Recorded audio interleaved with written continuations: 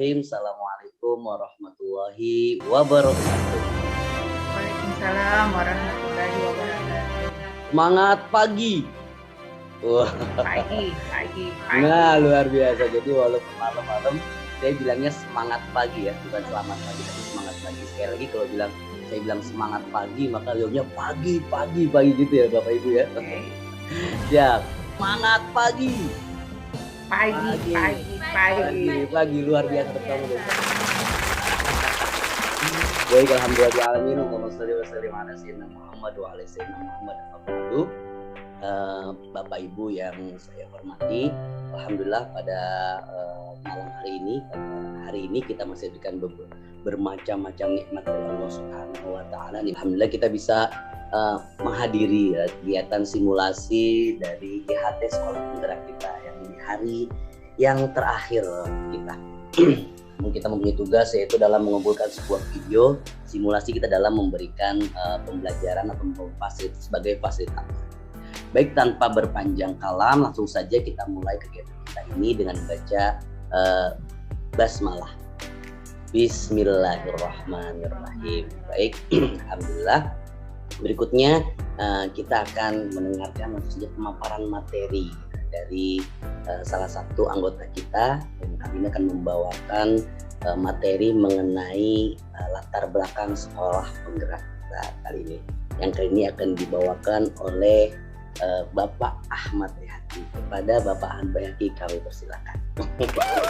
Baik, Assalamualaikum warahmatullahi wabarakatuh. Langsung saja saya akan men-share screen dari materi kita pada hari ini yang saya akan mencoba mengulas tentang pendidikan yang memerdekakan. Sudah terlihat dengan jelas share screen dari saya dan suara saya sudah terdengar dengan jelas, Bapak Ibu? Sudah. Yes, baik, saya awali Bismillahirrahmanirrahim. Di sini kita akan membahas mengenai program sekolah penggerak. Hari ini akan kita munculkan atau kita implementasikan dalam kurikulum kita pada tahun ini. Insya Allah mudah bisa berjalan lancar. Apa sih sekolah penggerak tersebut? Nah, di sini ada visi dan misi daripada pendidikan Indonesia, di mana visi pendidikan Indonesia itu mewujudkan Indonesia menuju yang berdaulat, mandiri dan berkepribadian melalui terciptanya profil pelajar Pancasila. Dan berikutnya adalah apa sih profil pelajar Pancasila? Ini ada 6. Di antaranya yaitu yang pertama adalah beriman, bertakwa kepada Tuhan Yang Maha Esa dan berakhlak mulia. Itu adalah mandiri, bernalar kritis, berkebinekaan global dan bergotong royong serta kreatif. Inilah profil dari pelajar Pancasila dan 6 ini. Baik, Bapak lanjut ke next slide, yaitu visi pendidikan Indonesia dapat diungkapkan sebagai berikut. Mewujudkan Indonesia yang maju, yang berdaulat, mandiri dan berkepribadian melalui terciptanya pelajar Pancasila yang bernalar kritis, kreatif, mandiri, beriman, bertakwa kepada Tuhan Yang Maha Esa dan berakhlak mulia, bergotong royong dan berkebinekaan global. Berikutnya adalah sekolah penggerak adalah katalis untuk mewujudkan visi pendidikan Indonesia tadi. Lalu apa itu sekolah penggerak, Bapak Ibu sekalian? Jadi sekolah penggerak adalah sekolah yang berfokus pada pengembangan hasil belajar siswa secara holistik dengan mewujudkan profil pelajar Pancasila yang mencakup kompetensi dan karakter yang diawali dengan SDM yang unggul, kepala sekolah dan juga guru. Sekolah penggerak adalah bagian dari ekosistem pendidikan di jangka panjang. Semua sekolah akan menjadi sekolah penggerak seperti itu. Manfaat untuk sekolah apa? Meningkatkan hasil mutu pendidikan dalam kurun waktu 3 tahun ajaran, meningkatkan kompetensi kepala sekolah dan guru, percepatan digitalisasi sekolah, kesempatan untuk menjadi katalis perubahan bagi sekolah lain, percepatan pencapaian profil pelajar Pancasila. Nah, sampai di situ yang menurut saya adalah menjadi landasan kita sekolah penggerak yang akan kita laksanakan. Terima kasih dari saya. Assalamualaikum warahmatullahi wabarakatuh. Oke, tepuk tangan dulu dong buat Pak Bayhaqi. Ya, luar biasa sekali tadi ya materi dari Pak Bayhaqi tadi. Berikutnya kita akan mendengarkan materi dari narasumber kita yang sudah tidak asing lagi, sudah seringkali memberikan manfaat kepada orang banyak. Siapa lagi kalau bukan Ibu Nurwati SPD. Pada beliau kami persilakan. Mana tepuk tangan Bu Nurwati? Silakan Bu Nurwati. Ya, baiklah. Bismillahirrahmanirrahim. Assalamualaikum warahmatullahi wabarakatuh. Pada malam ini saya akan membawakan materi saya, yaitu ini ya. Bagaimana? Sudah kelihatan. Baiklah Bapak Ibu, kita masuki materi saja, yaitu asesmen diagnostik.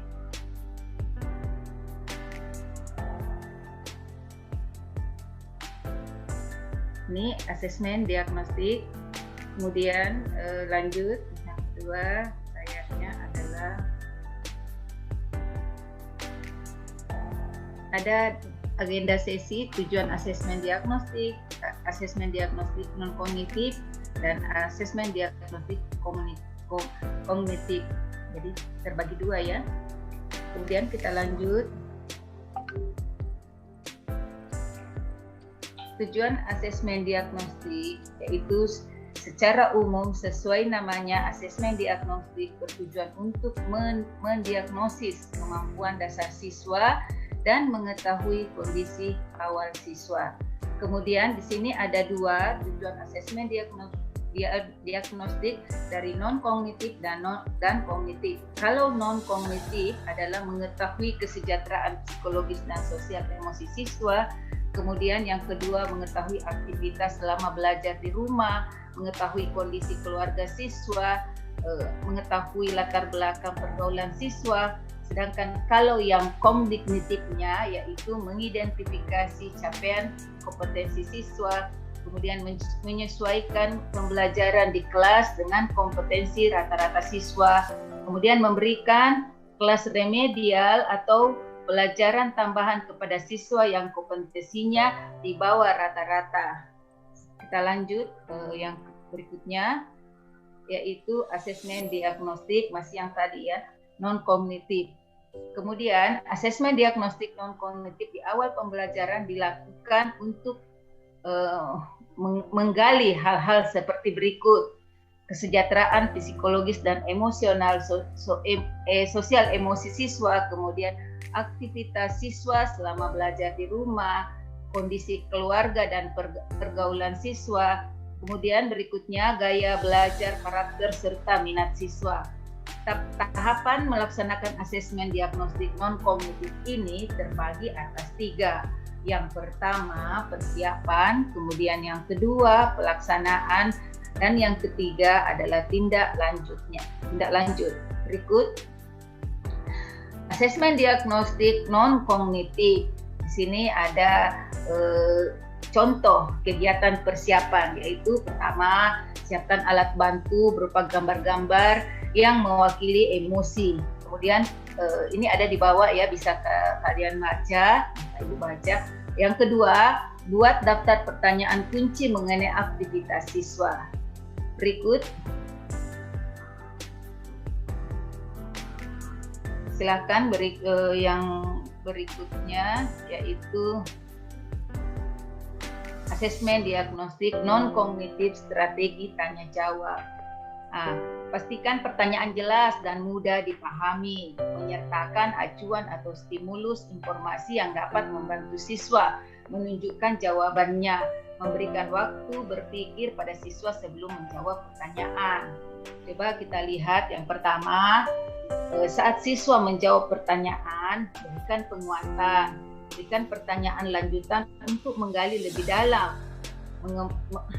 mengembalikan fokus jika jawabannya mulai menyimpang. Kemudian yang kedua, saat siswa balik bertanya, kita langsung menjawab pertanyaan siswa, membantu siswa untuk dapat menjawab pertanyaannya sendiri.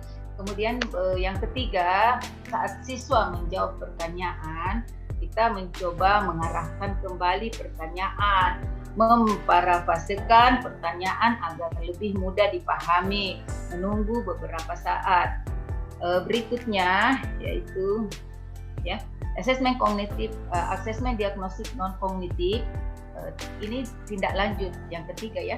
Yang pertama, identifikasi siswa dengan ekspresi emosi negatif dan ajak berdiskusi empat mata. Kemudian yang kedua, menentukan tindak lanjut dan mengkomunikasikan dengan siswa serta orang tua bila diperlukan. Kemudian yang ketiga, ulangi pelaksanaan asesmen non-kognitif pada awal pembelajaran. Ini dari segi tindak lanjut. Berikutnya, asesmen diagnostik kognitif. Asesmen ini bertujuan mendiagnosis kemampuan dasar siswa dalam topik sebuah mata pelajaran. Berikutnya,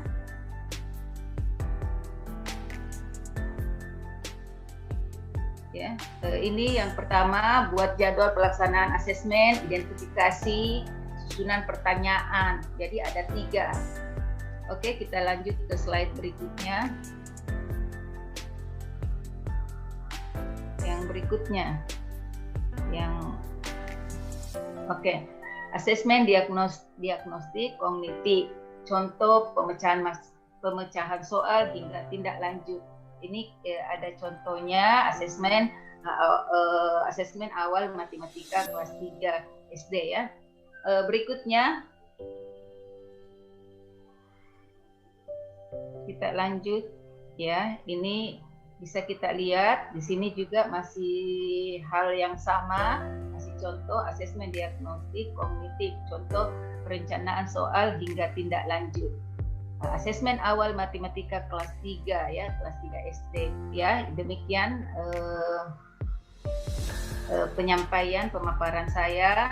Oke, baik, terima kasih Bu Nurwati, itu sangat luar biasa materi yang tadi sampaikan, membuat kita begitu terbuka kita untuk kuat menggerak kita saat ini ya, lebih paham lagi.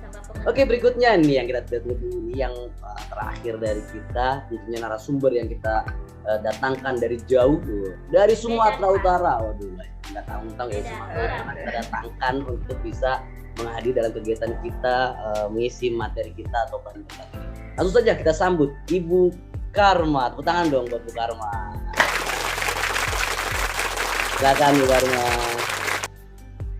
Assalamualaikum warahmatullahi wabarakatuh. Waalaikumsalam warahmatullahi wabarakatuh. Terima kasih sebelumnya saya ucapkan kepada Bapak Ahmad Bayhaqi selaku moderator yang telah memberikan kesempatan waktunya kepada saya untuk mempresentasikan apa-apa saja yang telah saya dapatkan selama pembelajaran bersama ini. Baiklah, ini akan saya share presentasinya. Sudah nampak Bapak Ibu? Ya, terlihat. Ya, sudah nampak.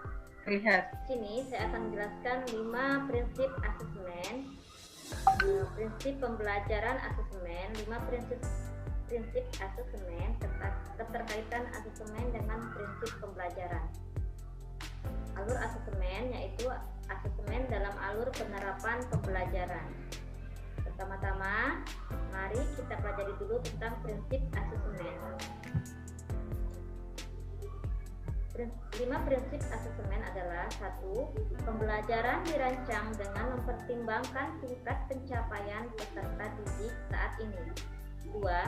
Pembelajaran dirancang dan dilaksanakan untuk membangun kapasitas belajar peserta didik dan kapasitas mereka untuk menjadi pembelajar sepanjang hayat. 3. Kegiatan belajar mendukung perkembangan kognitif dan karakter peserta didik secara berkelanjutan dan holistik. 4. Pembelajaran yang relevan, yaitu pembelajaran yang dirancang sesuai konteks kehidupan dan budaya peserta didik. Asesmen merupakan bagian terpadu dari proses pembelajaran, fasilitasi pembelajaran. Kedua, asesmen perlu dirancang dan dilakukan sesuai dengan tujuan. Yang ketiga, asesmen dirancang secara adil, valid, dan dapat dipercaya. Yang keempat, asesmen sebaiknya meliputi berbagai bentuk tugas, instrumen, dan teknik. Yang kelima, laporan kemajuan belajar dan pencapaian peserta didik bersifat sederhana dan informatif. Kelima ini adalah merupakan prinsip asesmen.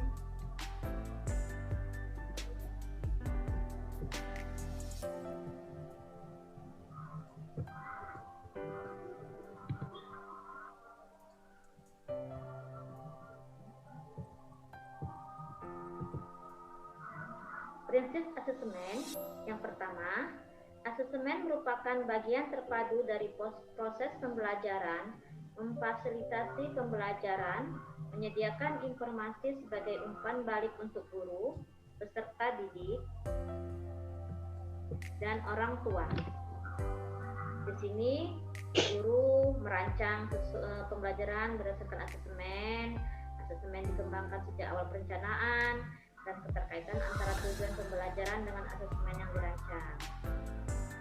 Selanjutnya, 5 prinsip asesmen yang kedua adalah asesmen perlu dirancang dan dilakukan sesuai dengan tujuan. Ini tadi tujuannya mendorong proses belajar, menilai hasil belajar, dan menentukan kebutuhan belajar. Prinsip asesmen yang ketiga yaitu asesmen dirancang secara adil, valid, dan dapat dipercaya. Memberikan informasi yang kaya bagi guru, peserta didik, dan orang tua mengenai kemajuan dan pencapaian pembelajaran serta keputusan tentang langkah selanjutnya. Di sini asesmen ditujukan untuk memberikan informasi kepada guru dan peserta didik serta orang tua. Selanjutnya, prinsip asesmen yang keempat yaitu asesmen sebaiknya meliputi berbagai bentuk, tugas, dan teknik yang sesuai dengan tujuan pembelajaran yang ditargetkan. Guru diberikan otonomi yang luas merencanakan dan menggunakan jenis dan teknik asesmen yang ingin dipertimbangkan dengan mempertimbangkan karakteristik mata pelajaran, karakteristik dan kemampuan peserta didik, capaian pembelajaran, tujuan pembelajaran, dan sumber daya pendukung yang tersedia. 5 prinsip asesmen yang terakhir yaitu laporan kemajuan belajar dan pencapaian peserta didik bersifat sederhana dan informatif, memberikan informasi yang bermanfaat untuk peserta didik dan orang tua, dan data yang berguna untuk penjaminan dan peningkatan mutu pembelajaran. Di sini adalah hasil pencapaian asesmen. Asesmen dalam alur penerapan pembelajaran. Di sini ada tahap-tahap pelaksanaan, tahap persiapan, tahap pelaksanaan, serta tahap-tahap evaluasi. Mungkin sampai di sini saja pemaparan saya tentang asesmen dan prinsip-prinsip asesmen. Terima kasih. Assalamualaikum warahmatullahi wabarakatuh, dan saya kembalikan kepada Waalaikumsalam. Waalaikumsalam warahmatullahi wabarakatuh. Luar biasa sekali. Presentasi yang dilakukan oleh Bu Karma sangat luar biasa. Dari kedua materi kita sangat luar biasa pada malam ini, sehingga kita menambah wawasan kita ya, mulai dari keseruan Bu Karma.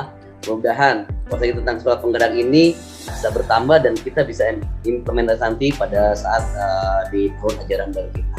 Oke, akhir kata memang sama-sama kita akhiri kegiatan Simas dengan baca lafal Alhamdulillah. Alhamdulillah.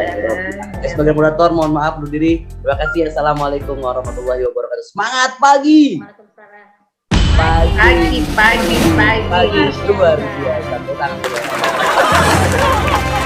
Oke, terima kasih.